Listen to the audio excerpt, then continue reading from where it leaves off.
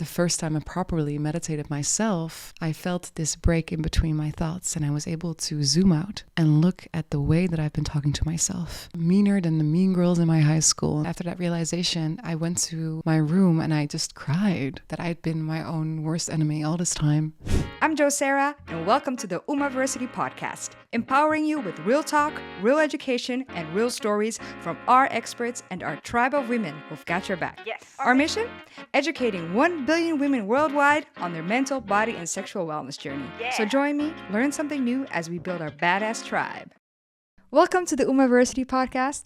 Today I'm joined by Mahi, a certified Neuro-Emotional Integration Therapist, NEI, and a meditation and mindfulness coach. Mahi's work is all about helping people to let go of their stories that no longer serve them and to rewrite their most empowered chapter yet. So today we're talking about how emotions and trauma can be stored in the body and what it means to let your body guide you instead of your mind, and how NEI therapy can unlock deep healing. Welcome, Mahi. Thank you. Super excited to have you here.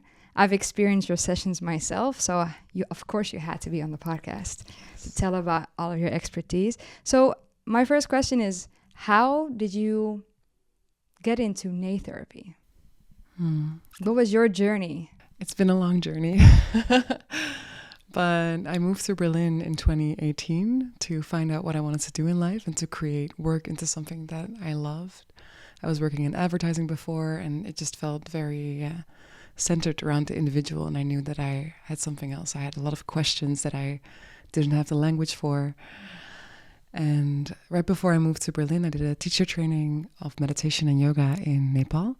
Wow. Yeah, it was really beautiful, and it opened a lot of what I thought was possible when it comes to energy. It introduced me to so many new principles of the space between you and I and the information that lingers around us and within us.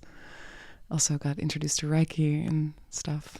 Seems like a journey of a lot of learning. Yes, yeah, it was really big, and of course it started before that as well, but yeah, that's where I really started meditating properly. And then moving to Berlin, looking and just being open to the work that I needed to do in this lifetime. I remember I was actually in a club. I was talking to people that I just randomly met there. Like it always goes in clubs. Exactly. And I had already opened myself to this question of what makes me feel most alive. And then while I was talking to these people, the question naturally arises of, okay, what do you do? And, I do this. And I was talking about how even in Berlin, I was working for this magazine. And I remembered when I talked about the magazine, I made myself quite small. But then I started talking about meditation and the chakras, and not even just yoga, but really just the knowledge that comes from Eastern medicine. And I just started taking up so much more space. I noticed I was sitting up more straight like I'm doing now. I made myself bigger. I talked with more enthusiasm, and I was like, whoa, there's a really clear sign there that I need to follow. So I started teaching my first meditation classes at the magazine that I was working at. Okay, that's cool. Yeah, and people would just buy me like a coffee in return, or like donate €1 or 2 sometimes if I was lucky. And I loved it. I loved sitting in front of this class and talking about meditation, so much so that sometimes I would get a little bit lost in talking about it, and we'd actually need to get to the meditation part because I was so excited about it all, to share this, to talk about this. And there I started teaching meditation, also one-on-one. I started coaching people one-on-one.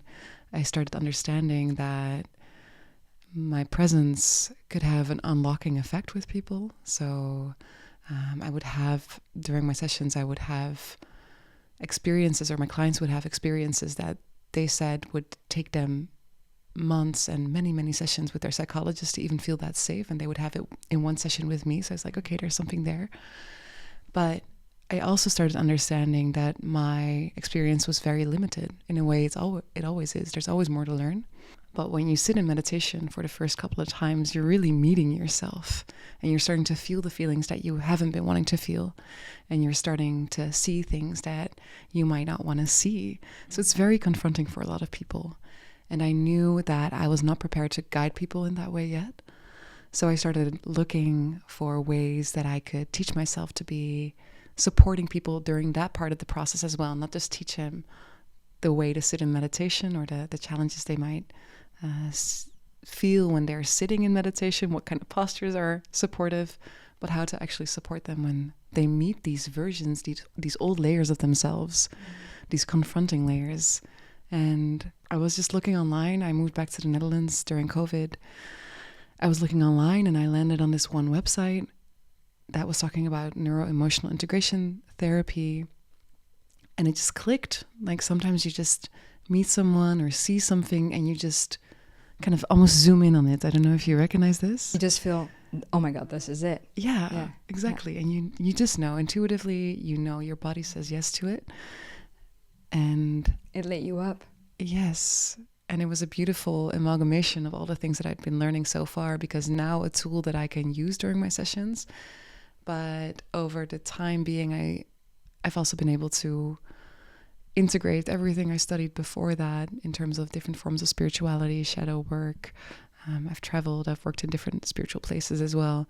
And I've been able to integrate that all into what now feels like the medicine that I can give to my clients, which is really body-based, symbolic-based, and listening to just the intelligence of the body, which is the subconscious. Yeah, it's really, I didn't know all of your story, but that's really beautiful. And so what got you started in meditation in the first place? There must be something that you were like, I need to start this. Yes. Well, my father, he was a yoga teacher. And I remember he sat me down for meditation when I was about 10 years old. And he was very proud of me when I was able to sit still for about 2 minutes, because I was a very busy child, running around a lot, being quite a nuisance to my parents who didn't know how to deal with my energy. And next to, of course, loving that feedback from my father, because I was a daddy's girl, I think when my parents passed, I was looking for ways to still connect to him, to his spirituality. And I went to Nepal to do a teacher training, not because I wanted to become a teacher. I wanted to just deepen my own yoga practice. I wanted to get better at the poses that I'd been doing in class.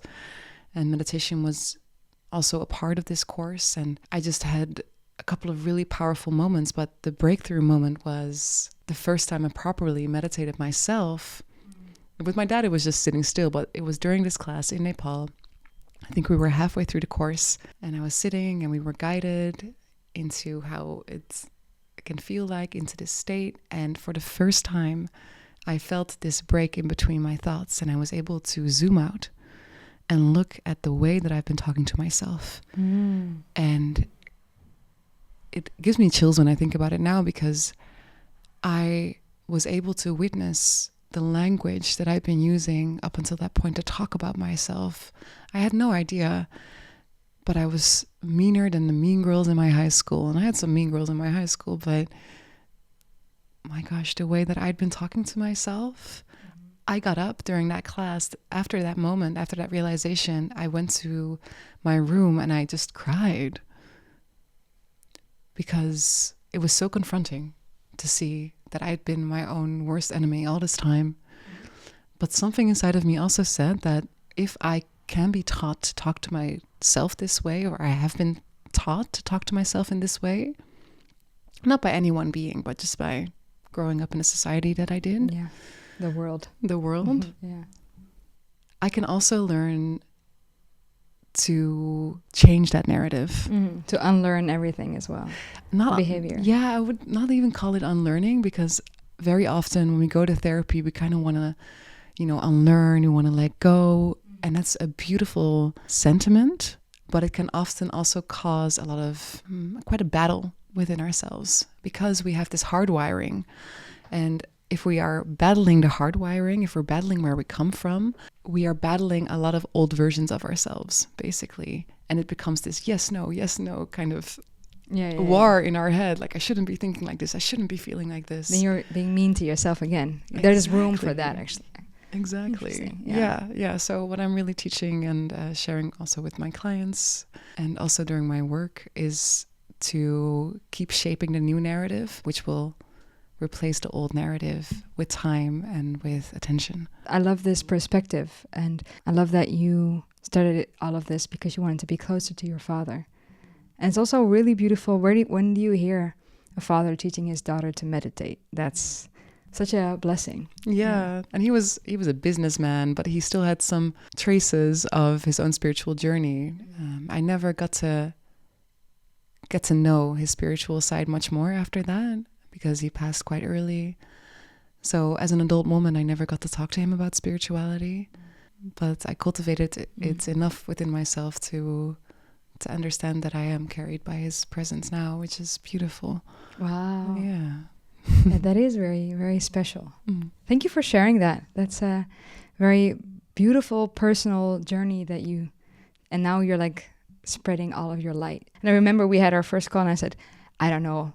I'm here because of my intuition. And I know now why, because in our sessions we went really deep. Because I've been to the psychologist a lot. Yeah, you can talk about your stuff, but it's your mind. Yes. And what does your body actually say, you know? Yes. And in our sessions, we went really deep into that. So before we dive into everything, can you explain what Neuro-Emotional Integration Therapy is? And NE is short for that, right? Yes. Neuro-Emotional Integration Therapy is a form of therapy that blends together different modalities.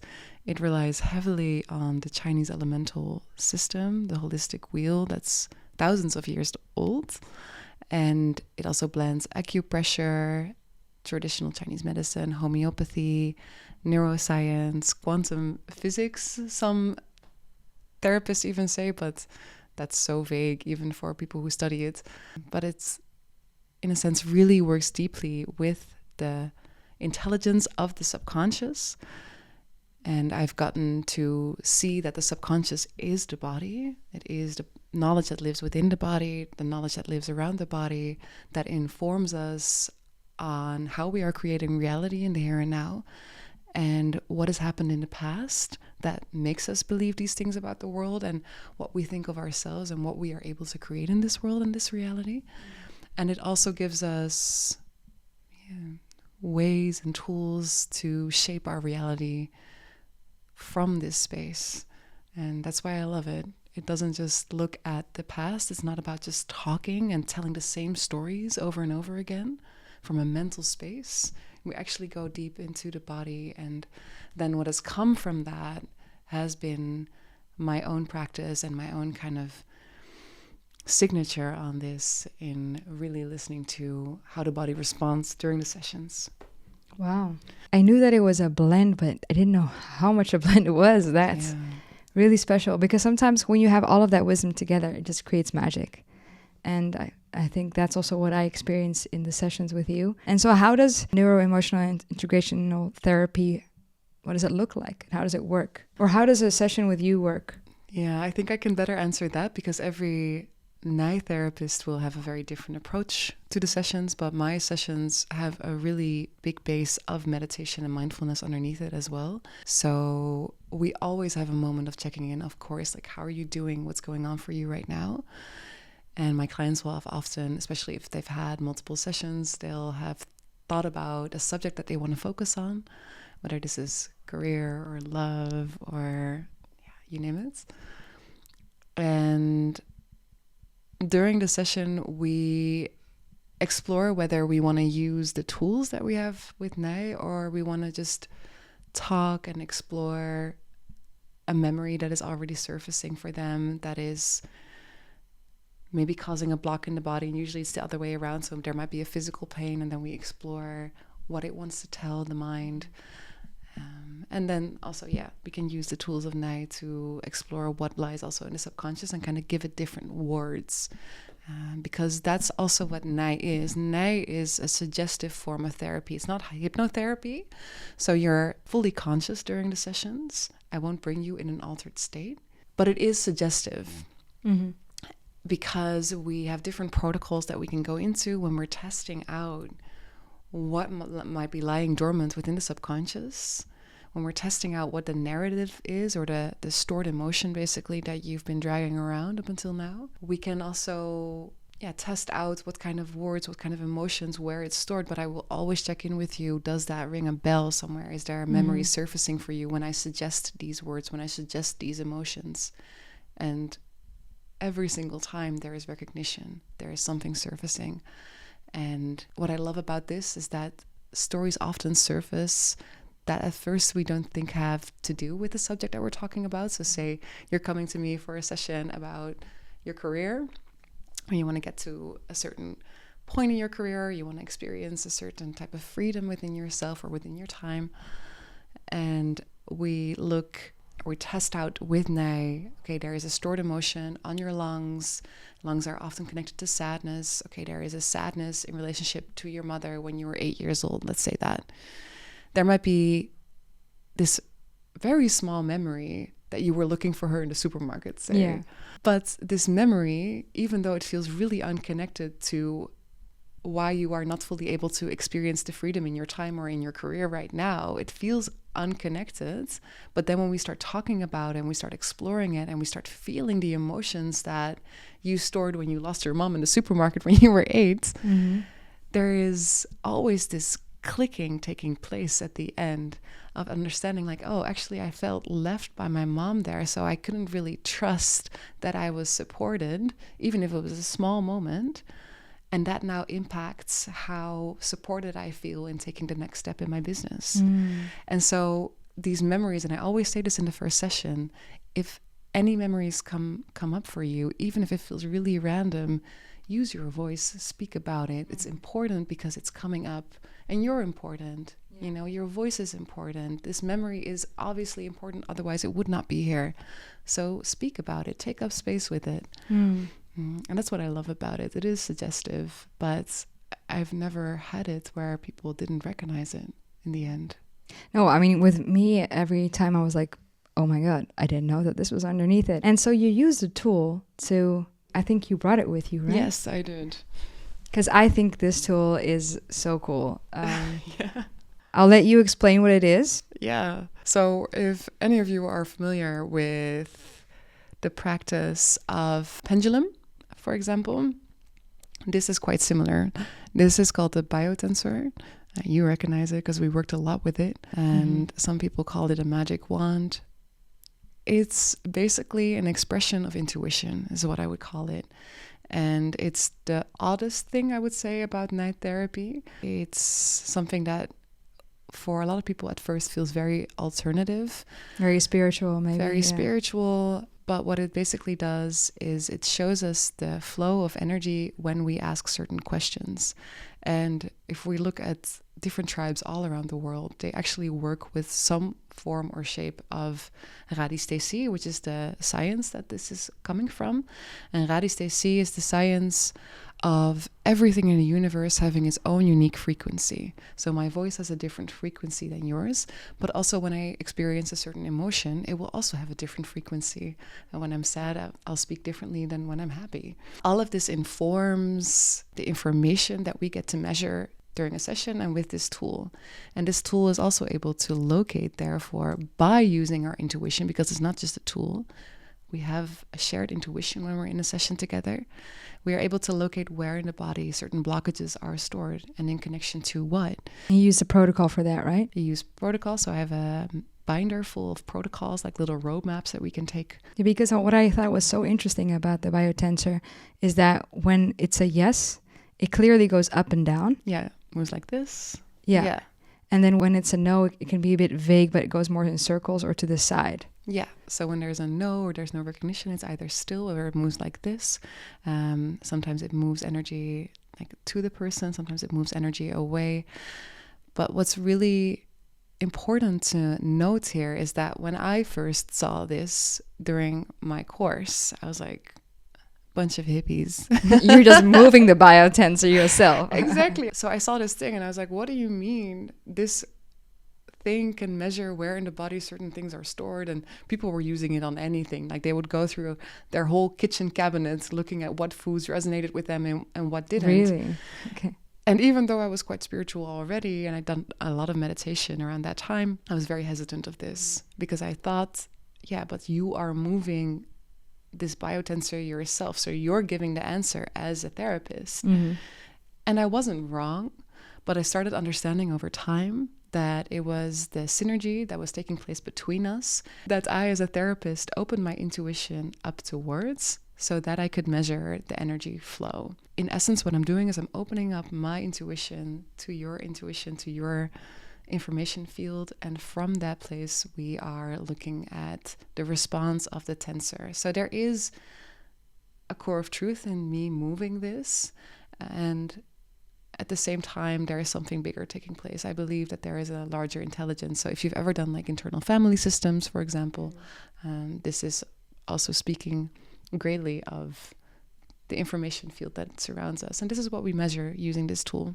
Yeah, it's really interesting because when we had our session, I was like, let me see if she's moving it, because you're opening yourself up to someone's space and you feel like, okay, I hope that person can help me, but you're always checking, like, it's a survival instinct, is everything okay? And then I was like looking at your fingers and I saw that you even stopped the biotensor sometimes so that it wouldn't move the way your hand moved. And then you just allowed it would just be still. And then you would ask me something and then it just started moving, even though I didn't see your hands move. So that's for me how I felt safe knowing that. And I think it's really humble and nice also and honest that you are saying that it might be also you moving it, but it's a synergy.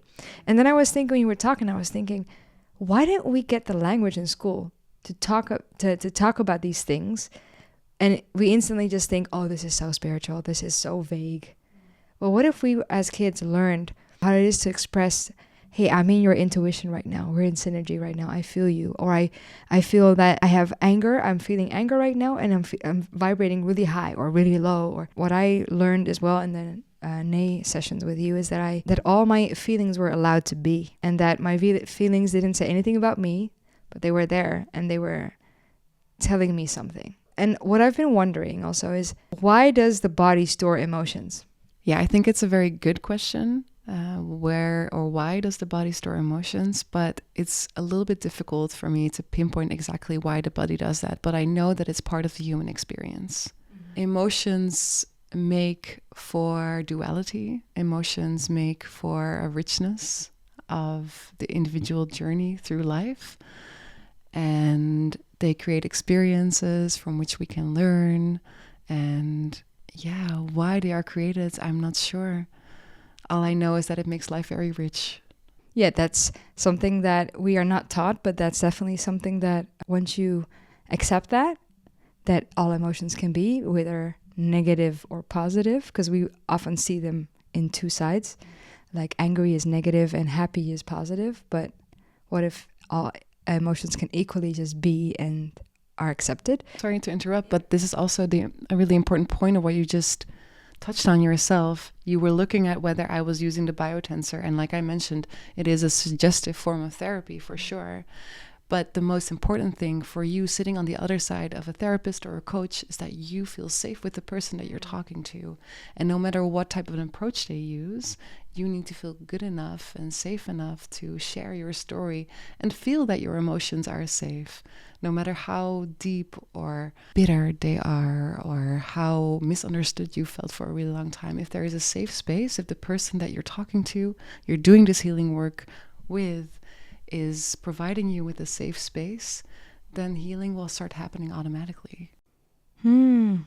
So I have my mind is racing right now, right? And I'm also feeling through all the feels. Do you think that emotions are stored in your body because at that moment that you felt the emotions coming up, you couldn't express them because it wasn't safe for you to express them? So they are just stored and they're not expressed, but they're just repressed in your body. Exactly. Is that what it is? Exactly. So an unprocessed emotion is something that is stuck in the body, and then unless we find a healthy way to express that emotion or move with that emotion, alchemize that emotion by crying, by having conscious rage practices, by meditating, whatever works for that emotion at the time, it is being stored deeper into the body and it moves through different layers. And we are testing out in which layer of the body also the emotion is stored when we start looking for what is blocking you in the here and now.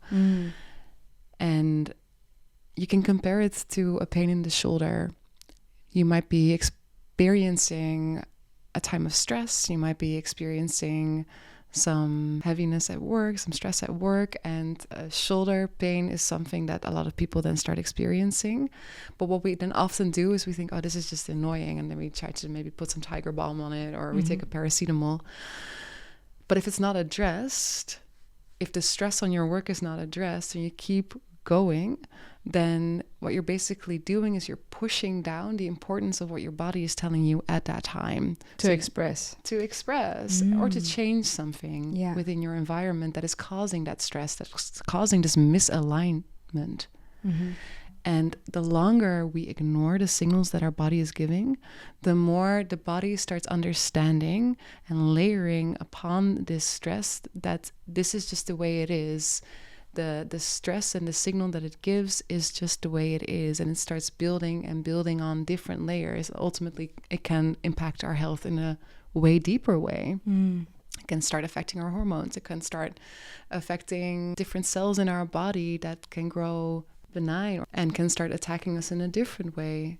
But if we can learn to listen to our stressors, if we can learn to listen to our body speaking to us in a moment like that, the earlier we can get to it, the healthier the practice that we can develop for ourselves to actually express the unresolved emotion, the healthier we can become. And the more we get to come home again in ourselves, the more our body gets heard, the more the body is like, oh, she's listening to me, he's listening to me, they're listening to me. And the more safe it will also feel in future to start expressing itself more, which is so beautiful. It's a relationship like any other relationship that we have. If you have a friendship, you need to put in some work sometimes to keep the communication going and flowing. That's a really beautiful way of looking at the relationship with your body. Is it mutual? I mean, your body has got your back since you were a baby, because you're alive still. And are you giving as much love as you're getting in return? This is something that I've been contemplating myself as well, and because I have had some health problems, it's difficult to be chronically ill and have a hidden health problem. And I came to you because I wanted to see what's underneath, because I really had the feeling of everything that's underneath these problems with my esophagus. I feel like it's layered, and because every time I do experience stress, or when I do experience, I'm really sensitive around the world around me, and I feel that always it affects this area. So I feel like it's almost a place where my body just constantly stored everything negative around me because there wasn't space to express it. What I loved about in the Neuro therapy is that you said about the different layers, right? And so it was also connected to the Chinese elements, and also how you explained them to me. So could you explain the layers of the Chinese elements in the body? Because I thought that was really cool. Sure, yeah. I think it's also a good segue in what you talked about now when it comes to health and when it comes to listening to your body. I think I want to share a little bit more about that first before I go into the elements, because you said something very important. I'm talking about a stressor that is not listened to and then goes on to create more havoc because it's not listened to. Some people, a lot of people actually feel like, I didn't listen to my body, now I'm sick. Or maybe my mother didn't listen to her body, so now she passed away. It's not like that. We were never taught how to listen to our body. It's a language we never developed in the Western world. So it's not something that we could have known, and it's not something that you're guilty of. If someone's ill, chronically ill, it's not a fault. It is a teaching, however. And that's a very important distinction to make. I love that you say that, because now, like, receiving this, I've never felt guilty for it, but I did know, like, okay, I need to learn the language, or I need to know the method of listening to my body, because otherwise I'm just going to store on more. How do you unstore an emotion? That's a good question. Or a pain point, right? Yeah. We live in a time where we talk about self-love all the time. It's something that I also talk about. But it's really difficult to get to self-love when there's no acceptance. Yeah, true. So first off, there comes acceptance. Not trying to fight the old narrative, not trying to fight what the original design is, like the design that you grew up in and how it shaped your nervous system. So stop fighting it. Start accepting. Look at it from a distance if possible. Use guidance. Like, ask for guidance. There's many people out there who can support you if it doesn't work by yourself to get acceptance in the pain that you're experiencing. And then go into conversation. Go into conversation with your body. Ask what it wants to show you. Ask what it wants to teach you. The body actually holds all the answers to the things that we're looking for outside of ourselves. It's within us. It's 100% The answers lie dormant within our body. But because we don't speak to it, because we don't even ask it questions anymore, we don't know. And so we're always looking outward. We're looking at social media. We're looking for others to give us the examples or the answers. Yeah. But the body knows if only we just talk to it. And talking to it comes when it feels safe, when the body feels held. That's why working with a professional can be really supportive within this. Because if you're not safe in your own body, and it took me a long time to learn this, if you're not safe into your own body, the body's not really going to speak with you because it's just busy surviving. Yeah. So getting into a safe space where your nervous system feels more parasympathetic, feels more grounded, and then going into conversation with it. And yeah, what I do with my clients is we just explore. We look at it with curiosity. That's always like the intention of going inwards. We look at it with curiosity, not with trying to change it. This is also really important. So when you go into your body and you ask it for what it wants to tell you, what it wants to show you, go into it with the intention of curiosity. You're talking to younger versions of yourself that have stored these emotions because it wasn't safe for them to express it. Yeah, through the inner child's. Exactly. But you can imagine that if you were to actually talk to a child and you were to go at this child saying, you have to change right now, you're annoying, you have to change, the child's going to be like, who are you like to tell me this? This is what I'm feeling. That's what I love about children. It's so pure. So pure in their emotional expression still.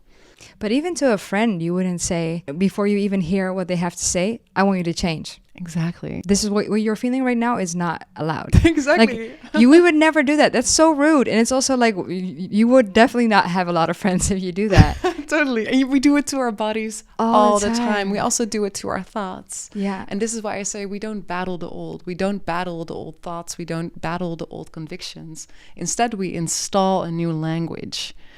We install a routine that supports us. When I wake up every morning, I hug myself for a long time. I ask my body, where can I support you? Where can I touch you? And not even necessarily in a sexual way. I actually have been needing to reframe touching myself from a sexual perspective. I needed to just allow myself to feel safe within my own hands again. And that has been a huge game changer. It's influenced heavily how much space I've been able to take up within my business, within my social circles, within my creativity, because I felt safe within myself. Like, well-being is the foundation of everything. So like feeling good in your body. Yes. It just translates to every single area of your life. Yes. So if you don't know the language, the tools that you can use to make your body feel safe, make yourself feel safe and loved, how can you thrive at work and be that CEO or thrive in your relationship and be that good partner or even be that great parent? Totally. Yeah. And even within that, there's a very sneaky capitalistic mindset that we need self-care in order to be more productive, in order to be more this, in order to be more that. And that's basically saying still, hey, I need you to heal because then we can do more. Yeah. And it's very sneaky and it's very subtle, but you get to have self-care. You get to care for yourself just because you exist. That's especially hard for people that do have health problems. I've been through a lot with my body. I've been angry. I still am angry at my body for not doing what I wanted to do. I've been having to let go of control because you want to be productive. You want to do things you want to do in life. And when your body is just saying, no, we can't right now, or we're too tired, or I'm in pain. I'm discovering the language with my body, but I find it hard in this world where you have constant stimulation, constant like things to do. Like, it's almost cool to be busy. It's like we brag, like, oh, I've been so busy, as if it's a compliment instead of, why are you busy? Like, how are you supporting your body in it? And going to the sauna or sleeping the whole day should be celebrated, actually, because, you're recharging. And I know this, but in my behavior, I find it really difficult to take those moments to listen to my body. So what are ways that we can tune into a frequency where we listen to our body and we allow that safe space? I would love to know that. Well, to answer that, I would kind of reflect back to you that even though your body has shown you what it has shown you, and has given you the limitations that you've experienced, you have become this person that is spreading so much information to a lot of people because of your experience. Probably it's really hard to see this as separate, because your experience shaped you and who you are and how you think about the world and how you talk to people about health, and you're making a huge impact on a lot of women because of it.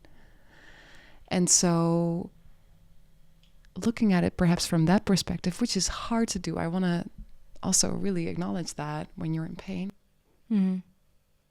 it is in a way creating such a gift in another way that you are sharing right now, the platform that you're creating. That's the most difficult thing about pain, is that it's often a really harsh and very powerful teacher to inform us in the road that we are taking, or the things that we are to share or speak about or learn about.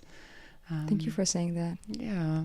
I know I have these issues, and also how rare it is and how difficult it is to deal with it for a reason, because I've never felt like I have this because I did something wrong.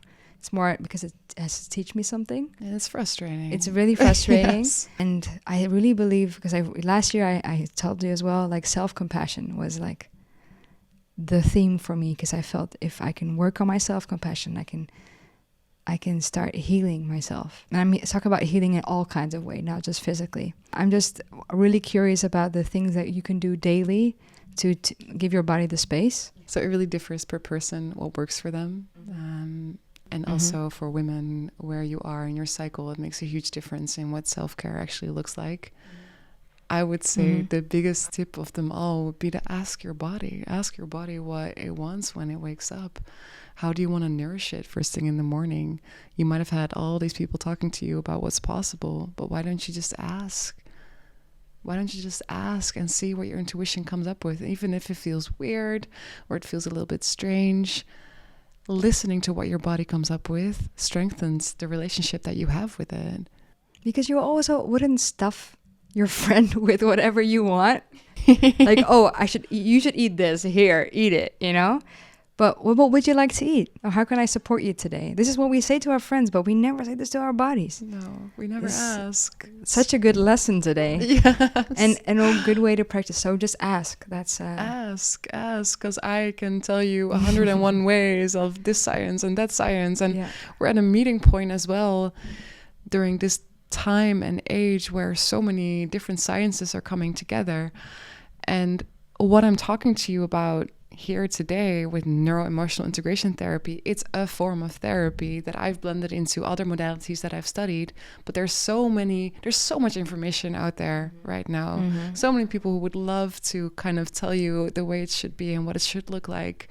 But no one has the agency over that knowledge than you. Like, your body knows what it wants, and it's up to the mind to start tuning into it. And also just coming back on the marriage of these worlds, like the therapy and the Chinese elemental system, which you asked about before. This is thousands of years old, like at least 2,000 years old. And the Chinese elemental system was a system that we now call alternative health. But back then, that was just health. And they used this system to even inform how the government would function and how things had to play out for normal daily life. It is only in the rise of Western medicine within the 19th and the 20th century and colonialism that we started considering these forms of therapy, these forms of health, as alternative, as holistic. And so the question is also, alternative to what? Yeah, really. Yeah. And then there's this magical thing happening where we have all the information at our fingertips and we can look up anything that we want, and we have this supercomputer able to answer any and all of our questions. But one thing that it could never replace, one thing that ChatGPT could never replace, or AI could never replace, is the wisdom that you have within yourself. I wish we could all remember this as remember, like an alarm clock in the morning.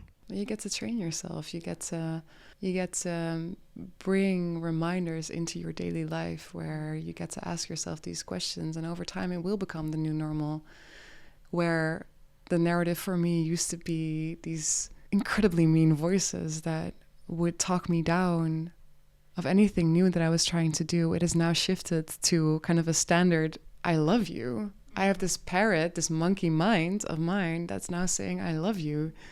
So often that I'm even like sometimes like, yeah, I know. Like a mom that's too overbearing, you know? Yeah. I have changed this in the last couple of years of just committing myself to my meditations and committing myself to the path that I was on out of love. And I'm not saying meditation works for you or for everyone, but it was my path, and it was through asking the questions and listening to the answers and acting upon them that my intuition was able to strengthen.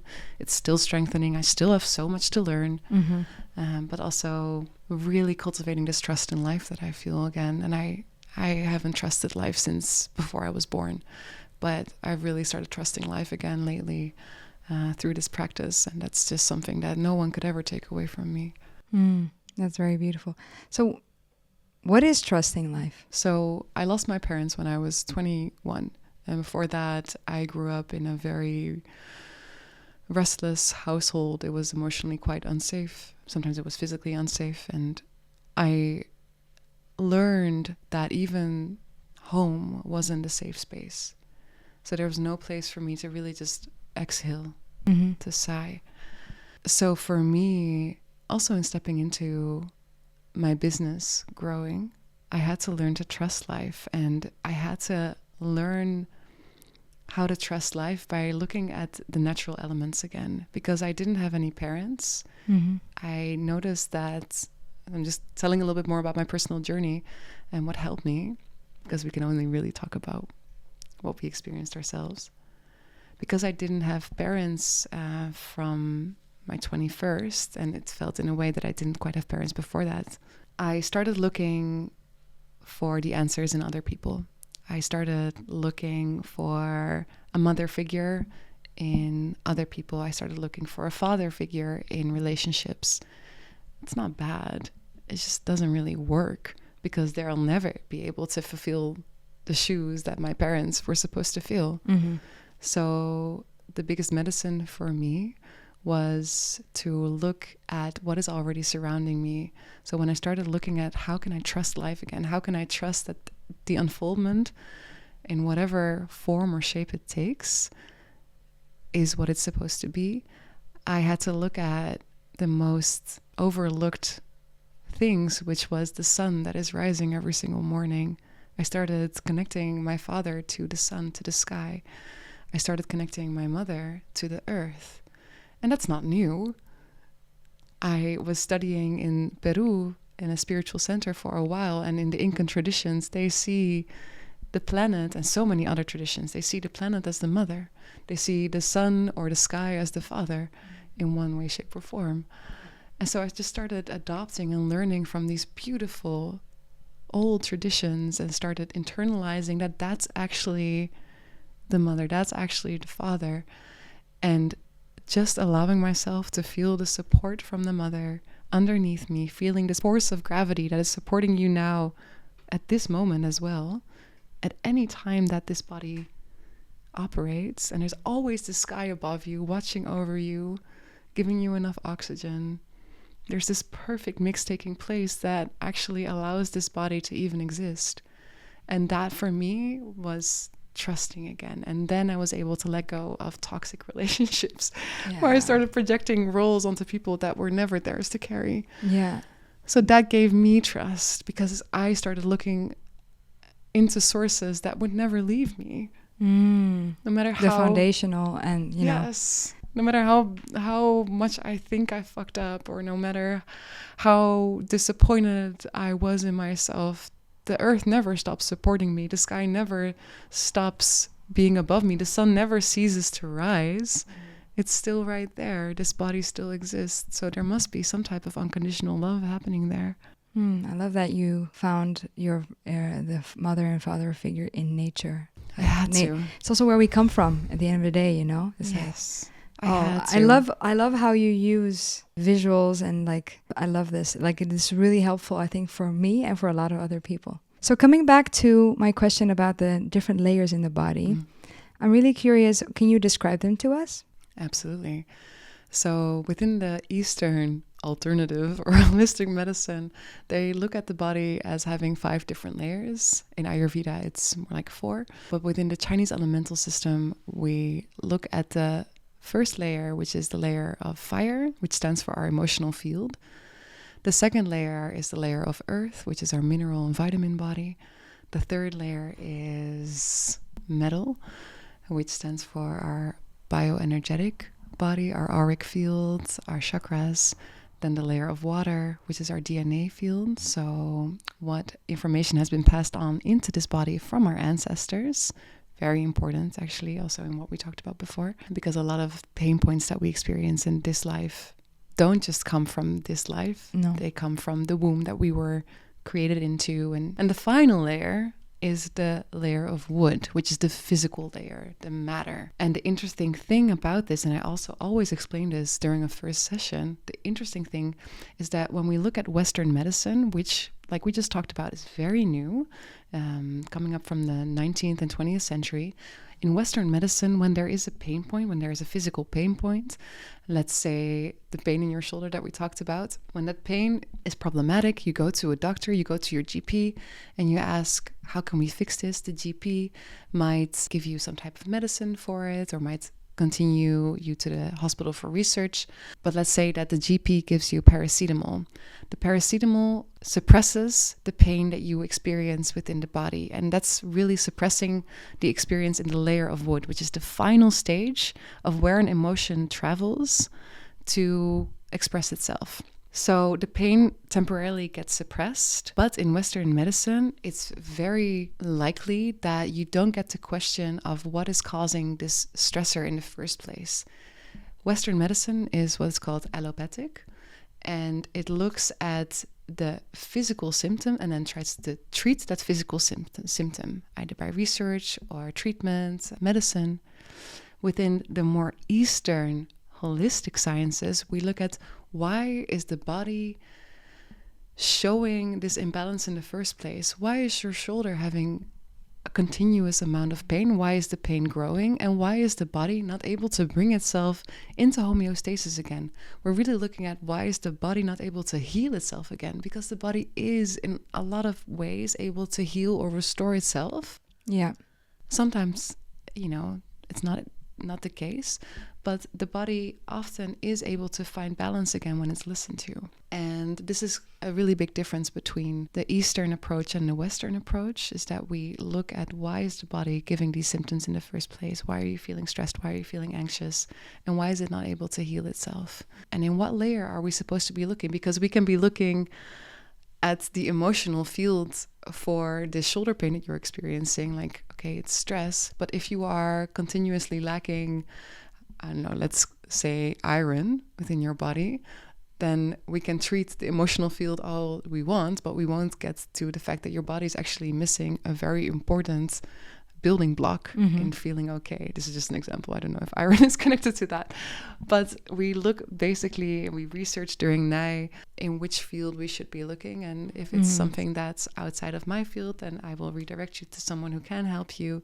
And that's very important because I think in also alternative science, I'm going to go off a little bit off topic, but in alternative science, we also have to see where our limitations are. And also see how we can embrace Western science, because Western medicine also has a part to play within all of this. So we shouldn't cancel each other out. Science shouldn't cancel out the more holistic form and approaches. And it should just become more like a matrimony of the two worlds, I think. Because if I'm testing out that, you're low in iron because you have shoulder pain, I'm not going to prescribe you. I can't even prescribe you iron. Exactly. I would say, hey, maybe get your blood tested at a GP and see what's going on there. Yeah. Yeah. What is something that a lot of people don't realize, but it's something that we should all know? That you're always supported. You're always supported. There is always this earth underneath you. There is always the sky above you. There's always this body that is carrying you forth we live so much from this space, from the mind space, which is actually a pre-programmed space. Language is pre-programmed. The symbolism, the energy that it carries is pre-programmed. But the body supports this journey in a very unique and symbolic way. So next to always being supported, I would also say, and also to add on, I think, to the tip that I gave before in how to listen to your body, is the body will speak to you probably in symbolism or single words, just like intuition does. Intuition comes from the body as well.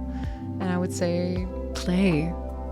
Experiment, go into it with curiosity. So I think this kind of goes hand in hand to the tip that I could give previously is you're always supported if you allow yourself to be held by that. And just that notion can support our primal brain so much and relax our nervous system, which leads to more creativity and better connections and all these things. We have a community question. Let's hear it. I've been in therapy for years, but I still feel stuck in certain patterns. How can I know if my body is holding onto emotions that my mind hasn't been able to process? And what steps can I take to start releasing them? So if this person were here right now, I would actually ask them what type of therapy they've been going to and what they feel like their connection is to their therapist. Because just like Western science, we talked a lot about medicine now. When we look at psychology within Western health, is that we do a lot of talking. We do a lot of storytelling and exchanging of stories, and it's important and has a huge place in mental health. And sometimes you're just kind of finished with the person that you're working with. I'm not saying that this person is finished with their therapist, but what I would want for you is to feel safe to discuss this with your therapist. It should be a safe space where you get to explore together the questions that you have lingering. And if you feel like you can't go further within the type of therapy that you're doing, maybe look and explore other roads, other ways, and even within normal cognitive behavioral therapy, which is the therapy that we all know. It's the most common type of therapy. It can be that you're clicking with someone and feeling really safe with them, and you're able to get much further in the process than perhaps with the person that you've been with for a really long time. I've explored different types of therapy myself, and even the most powerful methods that worked really well for me, there was a natural point where it was time to say goodbye and part our ways. Yep. Therapy, in my opinion, should not be something that you have to lean on heavily. It has to be something that supports you for a while, unless you're experiencing severe mental health issues. It has to be something that supports you, gives you tools, so that afterwards you can walk by yourself again, feeling more confident, more empowered. I don't think we should be always dependent on one form of therapy. I think there's so much out there that can support you. So if you have this question on how to go deeper, if you have this question, are there lingering emotions, then there's probably something there for you to explore. And again, you don't have to say goodbye to your therapist at all. Just feel into whether this could hold true for you. And while you're still talking to your therapist, perhaps also explore a session with someone else, just to feel into it. Dip your toe in a different type of water. See what it does to you. Expose yourself to something new, perhaps, so you can explore the emotional field that you're curious about. Yeah, I love that. I can really relate because I went to psychologist for 6 years and I could just talk about my problems like the best. Mm-hmm. But it was like a loop. And then I went to a new psychologist. She was did more also Eastern medicine as well. And she asked me, this was the question that changed my whole perspective. Where do you feel it in your body? And I thought, what? In my body? What does my body have to do with this? You know? Totally. And then I thought, oh, damn, this is where I feel it. Because the place where I had the most problems is where I felt it.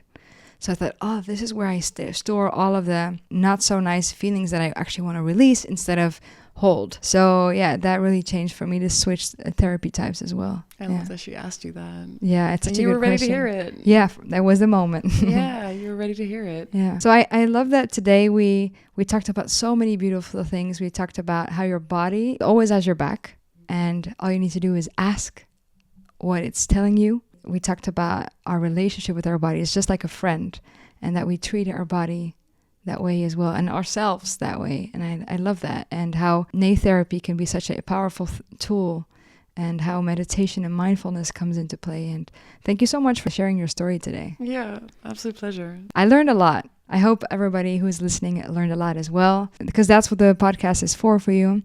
And that's what we do at Umaversity. And like always, we're going to close with some beautiful affirmations. So repeat after me. I trust my body's wisdom to guide me through healing and growth.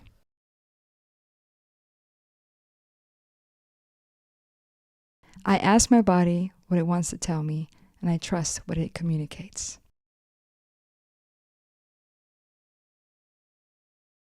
Until next time, Umas! If you enjoyed this video, it would be amazing if you could give it a thumbs up, share with your friends, and subscribe to our channel. And if you want to learn even more, join our community. Connect, share, and learn by joining our online and offline events. Be part of our WhatsApp community where you can meet other women and ask your burning questions to our experts, and by subscribing to our weekly educational newsletter. The links are all below, so feel welcome to join our Umaversity tribe.